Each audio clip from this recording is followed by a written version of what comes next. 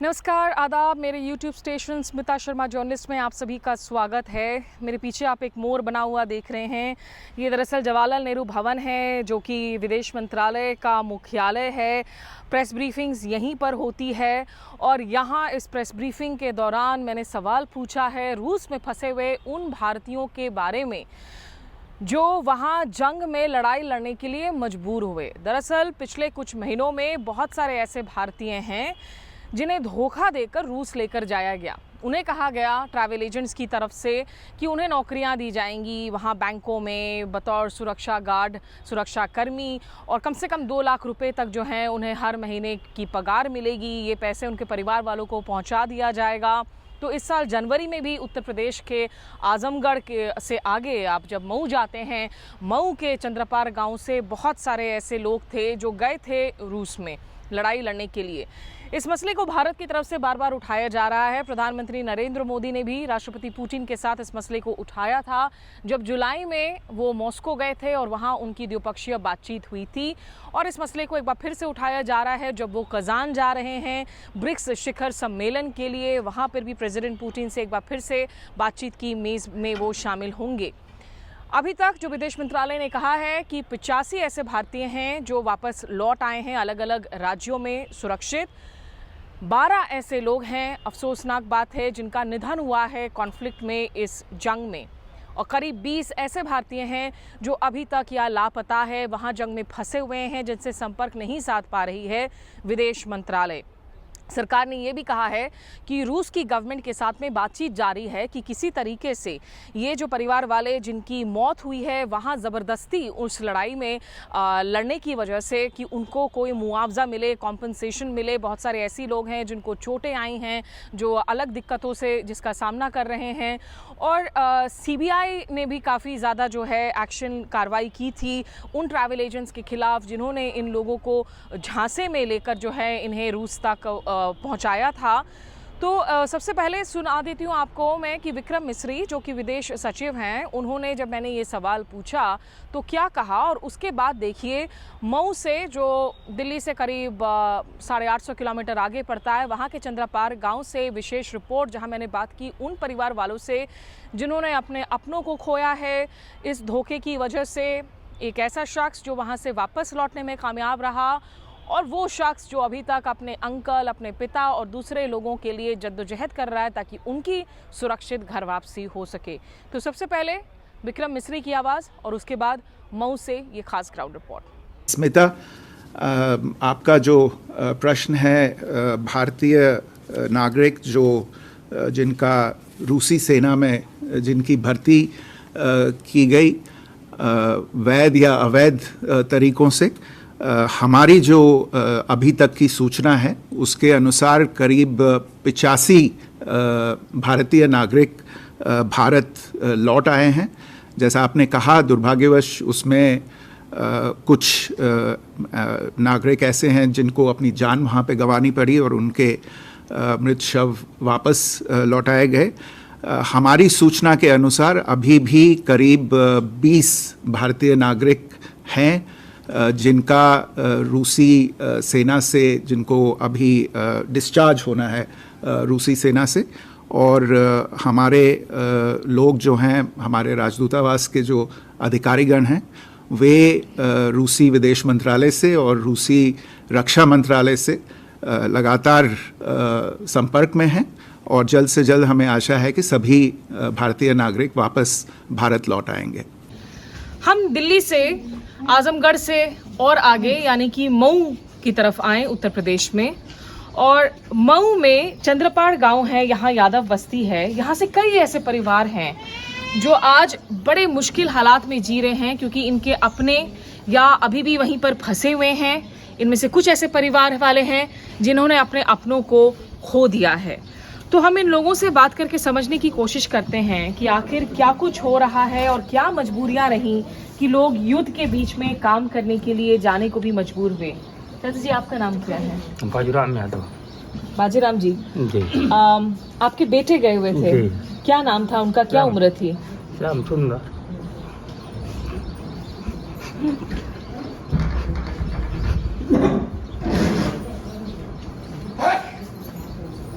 उनकी मौत की खबर कब मिली है आपको?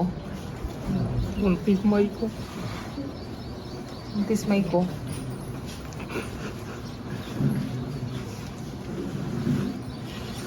आप देखिए, शब्द नहीं होते हैं लोगों के पास में। आप अपने अपनों को खोया है। इनके बेटे की उम्र क्या थी आपको पता होगा? 28 साल की। जी। और बच्चे हैं आपके? एक और 2 बच्चे थे हमारे। और बेटा बोल कर गया था कि रूस जा रहा हूँ? रूस गया, एजेंट कहा कि सिक्योरिटी गार्ड का काम करना है, लड़ाई नहीं बताया कि लड़ाई में जाना है। आपको उस वक्त खबर था कि वहाँ पे युद्ध चल रहा है वैसे? हाँ, लेकिन वो बताया कि वहाँ सिक्योरिटी गार्ड का काम करना है, लड़ाई में नहीं जाना है। जी, लड़ाई बताया होता तो हम भेज भाई नहीं किए होते। वो धोखा दे करके लेकर चला गया। बेटे से आखिरी बार आपकी बातचीत कब हुई थी? 24 फरवरी को। तो बेटा जब वहाँ पे गया था वो बोला कि आकर के फंस गए। उसके बाद अपना व्यवस्था लगाने लगे, नहीं कोई व्यवस्था लग पाई। और एजेंट से 25 मई तक बात हुई, वो बोला कि एकदम सुरक्षित है। अब मृत्यु तो उसकी 23 मार्च को हो गई। तो ये एजेंट कौन है? कहाँ से एजेंट ने अब संपर्क हमारा किया एजेंट था? तो यही विनोद है, यहीं का। हम्म। ना हम और किसी को नहीं जानते हैं। यही हमको धोखा दे करके ले गया है। वो खुद भी शायद फंसे हुए हैं अभी तक। हाँ, वो भी फंसा है। पता नहीं फंसा है कि झूठ बोल रहा है। अब हम लोग जब देखे नहीं है तो क्या माने कि क्या वो बोल रहा है क्या नहीं बोल रहा है। इतनी बड़ी गद्दारी करके 14-15 लड़कों को ले करके वहाँ फंसा दिया। आपके बेटे ने जब आपको बोला कि यहाँ पे मुझे युद्ध की ट्रेनिंग दे रहे हैं, उसके बाद आप लोगों ने कोशिश की थी कि उनको निकाला जाए? हाँ, 24 फरवरी को कहा कि ये तो ले आकर के हमको फंसा दिया। उसके बाद हम लोग कोशिश करने लगे, कोई व्यवस्था नहीं काम कर पाई। ना तब तक 29 मई को सूचना मिली कि 23 मार्च को मृत्यु हो गई है। उसके बाद 2 महीना लग गया इधर उधर नेताओं से और वो प्रशासन से, एसपी के यहाँ, डीएम के यहाँ। फिर वहाँ दिल्ली से मीडिया वाले आए थे। और मीडिया वाले नहीं आए थे, वो एम्बेसी वाले, विदेश एम्बेसी मंत्रालय नहीं है, वो है जो ऐसे होते हैं सीबीआई वाले। अच्छा, हाँ, वो कहा कि मैं गृह मंत्रालय से आया हूँ, दिल्ली से। इंटेलिजेंस ब्यूरो वाले आए होंगे हाँ खबर जी। लेने के लिए। फिर यहाँ से मऊ से खुफिया विभाग वाले आए थे, यहाँ से आए थे, पुलिस वाले गए थे, मीडिया वाले कम से कम 5-7 चक्कर गए थे। आपके बेटे की शादी हो चुकी थी? उनका अपना जी परिवार था यहाँ पे? हाँ, 2 कौन-कौन बच्चे है? हैं। कितने बड़े हैं? एक 3 साल 1 महीने का है और 1 साल भर का है। कि इतने छोटे छोटे जो हैं बच्चे हैं, इन्होंने अपने जवान 28 साल के बेटे को खोया है और बेटे के भी अपने छोटे छोटे बच्चे हैं। निश्चित रूप से इस उम्र में कोई भी माँ बाप जो है कभी नहीं चाहता कि उनसे पहले उनके नौजवान बच्चों की जो है जान चली जाए। और ये इतना बड़ा एक बोझ बन जाता है पूरी ज़िंदगी भर, ये ख्याल कि भाई ऐसा हो गया बच्चों के साथ में हादसा। आपका नाम बताइएगा सर। हमारा नाम इंदु प्रसाद। इंदु प्रसाद जी, आपके कोई फंसे हुए हैं वहाँ पर? हाँ, हमारा बच्चा कौन है, बताइए ज़रा विस्तार से, क्या हुआ था? उमेश्वर प्रसाद उसका नाम। क्या उम्र है, कैसे गया, कब से गया? 20 साल। 20 साल की उम्र है तो अभी अभी मतलब +2 की पढ़ाई खत्म की होगी उसने? +2 की पढ़ाई करके ITI कर रहा था। तो बोला 1 साल का है अभी। वो अभी जल्द ही पासपोर्ट बनवाया, तुरंत जो है लग गया। सब बात हुई, बोला पापा 1 साल का है, जाने दो हमको, हालत घर की स्थिति ठीक नहीं है, थोड़ा कमा लेंगे। आप क्या करते हैं? हम सिलाई का काम करते हैं, कपड़ा सिलते हैं। तो एजेंट को कमीशन देना पड़ा था आप लोगों को? नहीं, कमीशन ज़्यादा नहीं। आप हिम्मत हार रहे हैं अभी भाई बेटे को लेकर? आप इस तरह से टूट रहे हैं? 4-5 महीने हो गया बात हुए, छोटा बच्चा था मेरा। आपकी पत्नी का हाल? उनकी माँ, उनके भाई बहन हैं बच्चे के? हाँ, एक बहन एक भाई, हमारे 2 बच्चे हैं।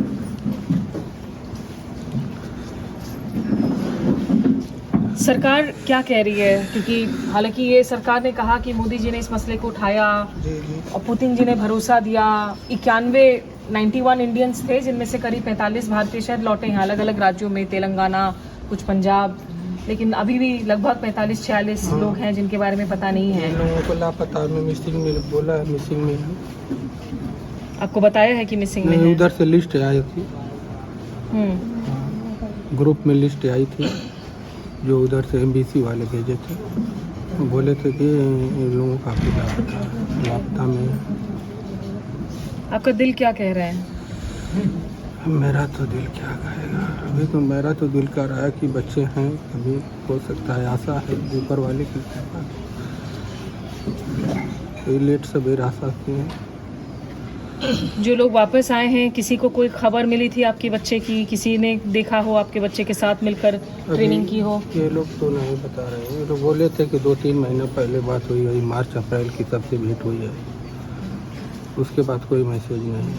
फोटो है बच्चे का? हाँ, फोन पे दिखा पाएंगे आप जरा? आपने उसको रोकने की कोशिश की थी बच्चे को? बहुत कोशिश की थी, लेकिन वो बोला, 1-2 साथी थे उसके साथ में, वो बोला कि पापा हमको भी जाने दो। उसको क्या लग रहा था वहाँ जाकर वो कितने पैसे कमा पाता, कैसे उसकी ज़िंदगी बेहतर हो जाती? क्या बताएं ये सर, कुछ समझ नहीं आता।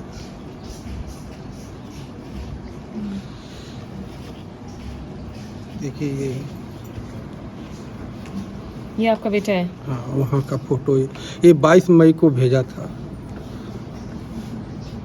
किसी बिल्कुल तरीके 20 से। साल का जो है वहाँ सेना की हाँ, वर्दी पहने हुए। जी जी। देखिए, अगर जो लोग रूस से लौट कर आ रहे हैं, नाम एक बार फिर से बताइएगा। होमेश्वर प्रसाद मेरा नाम? नहीं, बेटे का। होमेश्वर प्रसाद। होमेश्वर प्रसाद की ये तस्वीर देखिए। अगर किसी को कोई खबर मिल रही हो तो ये जो प्रताड़ित पिता हैं, आँखों से जो है आंसू रुक नहीं रही है किसी की। अगर कोई जानकारी आप लोगों को पहुंचा सके।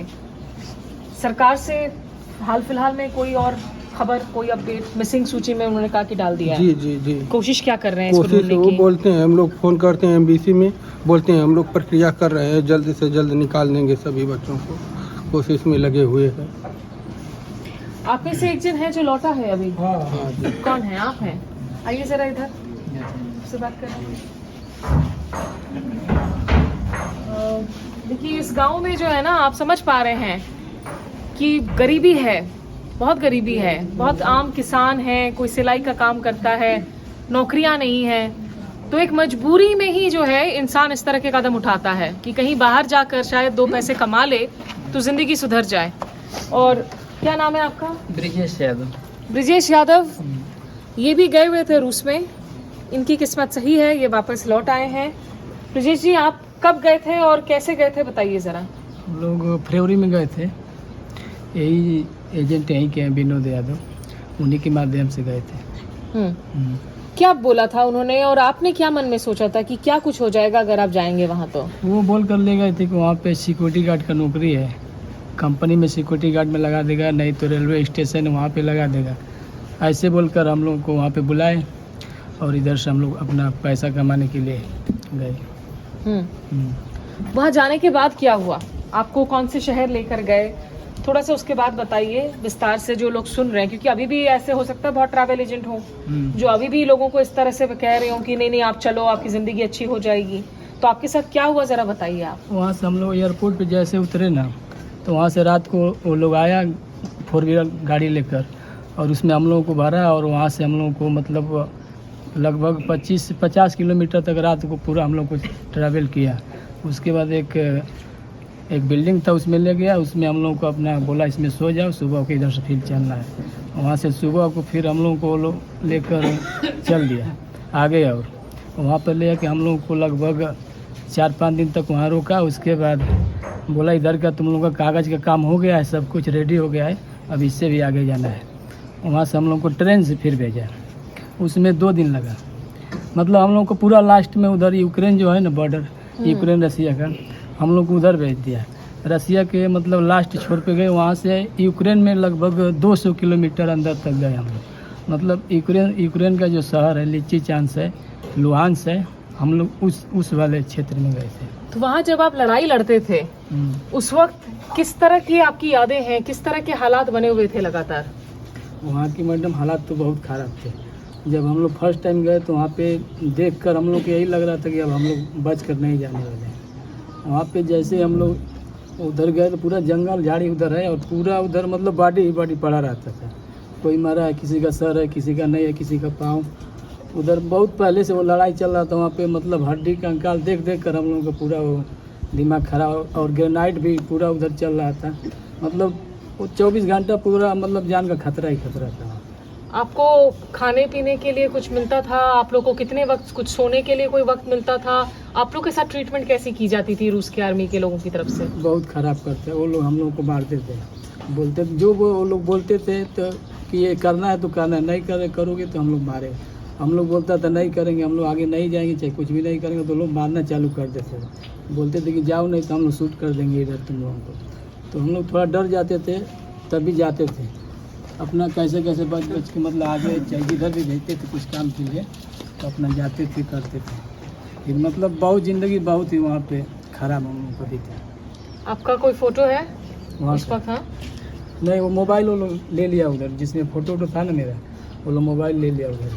तो आपको बात करने नहीं देते थे आपके परिवार वालों से? नहीं। वो तो मेरे को चोट लगा था उधर, हॉस्पिटल में आया था तो वहाँ से मैं चोरी से एक मोबाइल, एक रशियन लड़का था तो हाँ इसमें फोटो है।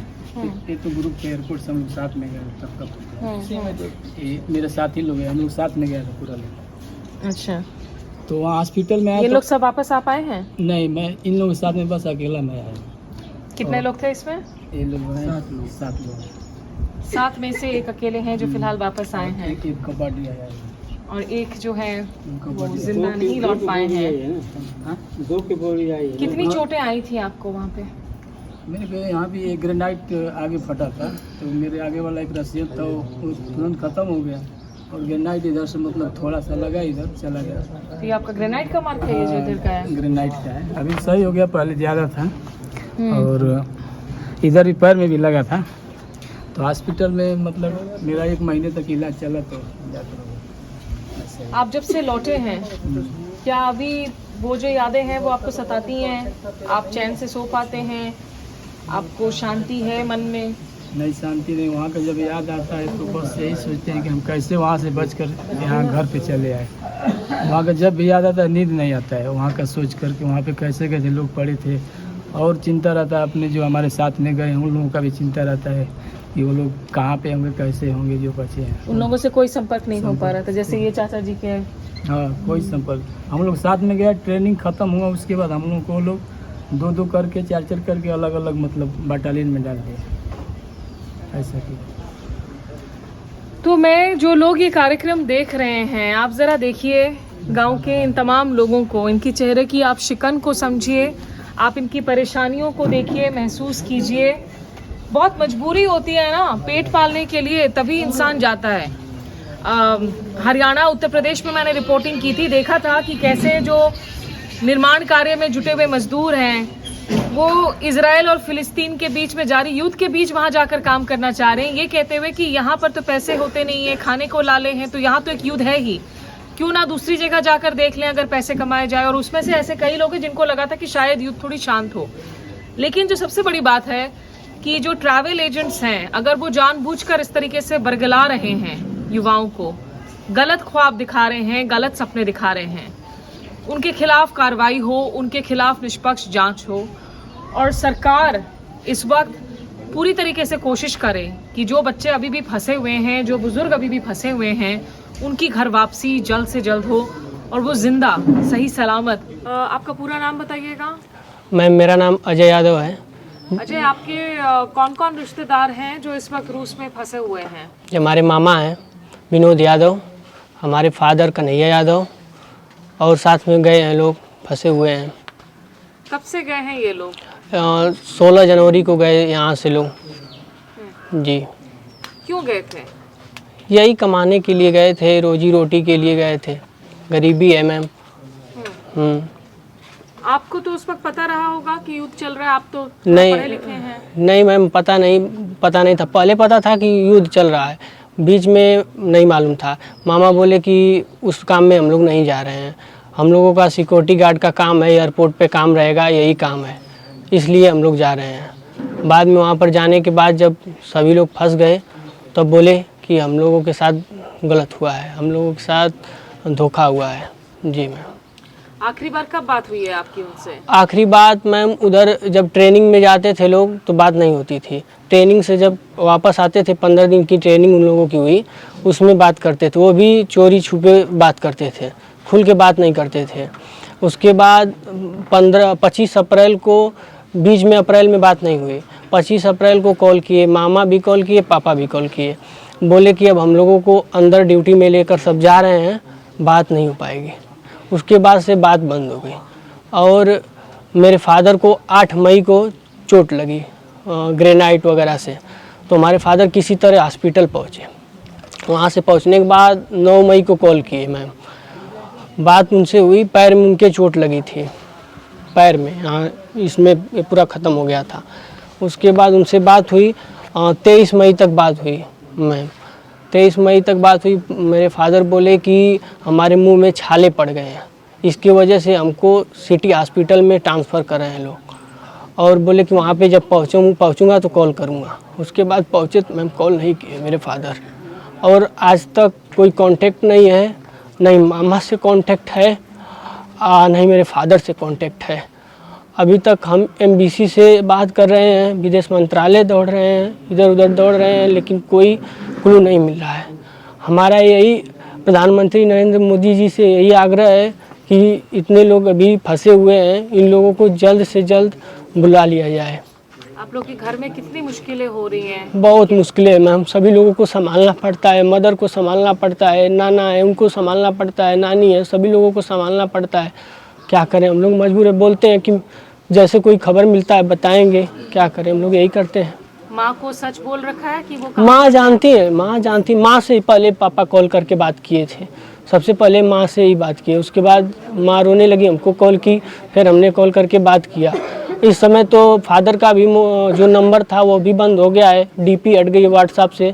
मामा की भी 1 महीने पहले की हटी है, उन लोगों का सिम का जो रिचार्ज वगैरह होगा वो ख़त्म हो गया है, इसकी वजह से डीपी हट गई है, और नहीं कॉल वगैरह कुछ नहीं है मैम। आपको लग रहा है कि वो सुरक्षित हैं अभी तक? मालूम नहीं मैम, सुरक्षित हैं कि नहीं हैं, अब तो भगवान जाने। क्योंकि यहाँ हाल फिलहाल में 2 लोगों की मौत की भी खबर आई है। जी मैम। तो इस वक्त किस तरह का डर आपको सता रहा है? डर तो बना ही है मैम कि पता नहीं जिंदा वापस आएंगे कि आएंगे ही नहीं, क्या होगा कैसे होगा। अब तो ऊपर वाले के हाथ में है, मिलना है कि नहीं मिलना है। जी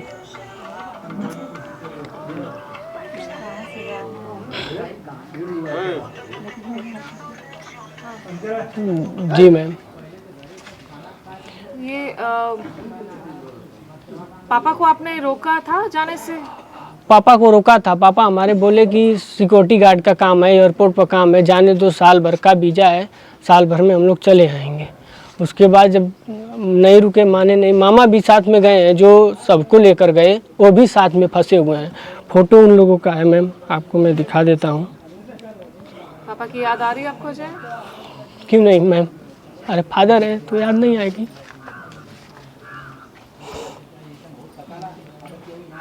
जितना वक्त निकल रहा है उम्मीद आपकी उतनी कायम ये है? देखिए मैम फ़ोटो है, इसमें सामने वाले हमारे मामा हैं, राइट साइड में जो है मामा है, फ्रंट पे जो है हमारे फादर है। जी रात में आप सो पाते हैं अभी? नहीं मैम, कई ये बार हमारे क्या होता है? मामा हैं और मैम हमारे फादर है। आखिरी दफा आप कब ठीक से सो पाए थे? कभी नहीं सो पाता हूँ मैम, रात को 2 बजे 2:30 बजे तक जगता ही रह जाता हूँ, इधर उधर कॉल करके बात करता हूँ, किसी तरह से कहीं से कोई लोकेशन मिले। जी पवन, आपके कौन वहाँ फंसे बड़े हुए भाई हैं? साहब। बड़े भाई साहब, क्या नाम है उनका? दीपक। कब से फंसे हुए हैं और क्यों गए हुए थे? वही घर की हालात बहुत ख़राब थी इसीलिए गए थे। बड़े तेज बीमारी थी इनके घर की, बहन की शादी भी करनी थी और थोड़ा घर की प्रॉब्लम भी थी, इसलिए गए थे। सोचे 1 साल की है एग्रीमेंट, चले जाते हैं, घर की बहन की शादी भी हो जाएगी और हालात भी कुछ सुधर जाएगा। यहाँ क्या क्या करते थे वो? वही दिल्ली में जॉब करते थे अच्छा, जी, कंपनी में जॉब करते थे। तो यहाँ कितनी कमाते थे और वहाँ उनको क्या एग्रीमेंट में क्या बताया गया था कितना कमाएंगे वो? 10-12 हज़ार पाते थे वहाँ पे, तो इतना से परिवार नहीं चल पाता था। बहन की शादी भी करनी थी, तो इसीलिए वहाँ से विनोद से बात हुई थी, तो बोले यहाँ गार्ड सिक्योरिटी गार्ड की नौकरी करनी है। तो हमने बोला तो वहाँ तो वार चला कर, वार में नहीं जाना है, वहाँ सिक्योरिटी गार्ड आर्मी जैसे वहाँ CRPF नौकरी करती है ट्रेनिंग में या मेट्रो पे, इस तरह ड्यूटी करनी वहाँ पे। अच्छा, जबकि हमें पता था, हम बताया कि वहाँ वार चल रही, वार में नहीं जाएगा, कर वहाँ वार में नहीं जाएगा। तो वहाँ एग्रीमेंट में क्या बोला गया था? उनको कितने पैसे देने की बात की गई थी? एग्रीमेंट में 2,04,000 की एग्रीमेंट बात बता रहे सैलरी हर महीने जी, पर मंथ की? जी। और उसमें से कोई भी पैसा इतने महीनों में आया परिवार को? नहीं, एक पैसा भी नहीं आया है? नहीं। बिना बात हुई थी तो बोले जाएगा पैसा, तो एजेंट था सुमित, इससे बात बोला कि बिनो जब बोलेंगे तो हम पैसा भेज देंगे सब। तो इससे बात हुई तो मेरा अप्रैल में बात हुई थी सुमित से, तो बोले पैसा भेज दीजिए, शादी करनी है बहन की। तो बोले बिनो से बोल दो तो हम भेज देंगे पैसा, तो बिनो से बात ही नहीं हुई फिर दोबारा। तो अभी उनके परिवार वालों की हालत क्या है? उनके बीवी बच्चों की? शादी नहीं हुई थी भाई के भी। अच्छा, भाई की शादी नहीं शादी हुई थी। नहीं हुई थी। आपके कौन फंसे हुए हैं? पापा हैं मेरे। पापा हैं। क्या उम्र है उनकी? 40 साल। वो जब जा रहे थे आपको भी पता होगा उस वक्त क्या हालात थे? कुछ भी नहीं पता चला, कुछ भी पता नहीं था। जब गए थे तो कुछ भी नहीं पता था। यहाँ के जो विनोद यादव हैं वो एजेंट थे यहाँ के, तो उन्हीं के माध्यम से ही गए थे। आपका नाम क्या है, पिता का नाम क्या है? अभय कुमार, पिता का नाम धीरेन्द्र है। कब बात हुई थी आखिरी उनसे? 25 अप्रैल से बात नहीं हुई है। जब तक ट्रेनिंग में, मतलब ट्रेनिंग वहाँ कराए, जब तक ट्रेनिंग में थे तब तक सब बात करिए, उसके बाद बात नहीं की है तब से। मन में क्या ख्याल आ रहे हैं? क्योंकि इस गांव में 1-2 ऐसे मामले भी हो गए जहां लोगों की मौत की भी खबर आई है। मन में ख्याल तो बहुत बुरे आ रहे हैं। अब क्या बताएं, अब पता नहीं, अब हैं भी नहीं भी हैं, ये भी अब सब घर वाले सब चिंता में हैं। उनके पापा भी हैं, जो पिता हैं उनके, वो भी पैरालाइज हैं, सब एकदम परेशानी है। आप क्या करते हैं? मैं अभी पढ़ाई कर रहा हूँ, इंटर का पढ़ाई कर रहा हूँ अभी। तो आपको क्या लग रहा है इस हालात के लिए किसको दोषी माना जाना चाहिए और कैसे ये हालात बदल सकता है? ये दोषी तो एजेंट लोगों का ही है। जब ऐसा कर रहे हैं लोग, धोखेधड़ी से लेके जा रहे हैं, वहाँ पे काम करा रहे हैं और वहाँ पे ले जाके कुछ कह रहे हैं और कुछ करा और रहे हैं, तो अब क्या उस एजेंट का ही सब धोखाधड़ी कर रहे हैं। तो आप सोचिए कि मतलब अगर एजेंट ये कहकर लेकर जा रहा है कि नहीं वहाँ पे आपको हम सेना में नहीं लड़वाने वाले हैं, आप वहाँ पे नॉर्मल सिक्योरिटी गार्ड की जॉब करेंगे, वो एयरपोर्ट्स हो, ATMs हो, दूसरी जगहों पर, तो झूठे दिलासे भी दिए जा रहे हैं, झूठे बातें भी जो हैं रखी जा रही हैं, तो बड़ी मुश्किल है। हालांकि इस गांव में जो एजेंट है जिनका नाम बार बार लोग ले रहे हैं, उनकी खुद की भी कोई खबर नहीं है, उनकी भी इस वक्त कोई जानकारी नहीं है कि वो सुरक्षित हैं नहीं हैं, या वो खुद लड़ाई में फंसे हुए हैं, उनके परिवार वाले उनको ढूंढ रहे हैं। तो बेहद ही जो है बहुत ही एक मुश्किल हालात बना हुआ है। और ये इनके पिताजी की फ़ोटो है, इसको हम दिखाते हैं जी, थोड़ा नज़दीक दिखाइएगा। ये पिताजी है। तो पर अब रूस को भी सोचना होगा कि ये युद्ध जो वो ज़बरदस्ती के फॉरेनर्स से लड़वा रहे हैं, उनकी स्टेक्स क्या है, क्यों उनको उस तरह से कंस्क्रिप्ट करवाया जा रहा है। मैम, जब लास्ट बार जब बात हुई थी 25 अप्रैल से, तो लास्ट बार यही बोले थे कि मुझे यहाँ से कहीं और लेके जा रहे हैं। अब पता नहीं मैं वहाँ से वापस आऊँगा कि नहीं आऊँगा, यही बोल के तब से कुछ बात नहीं हुई। तो इंतज़ार जारी है कई परिवार वालों का अपने अपनों के लिए।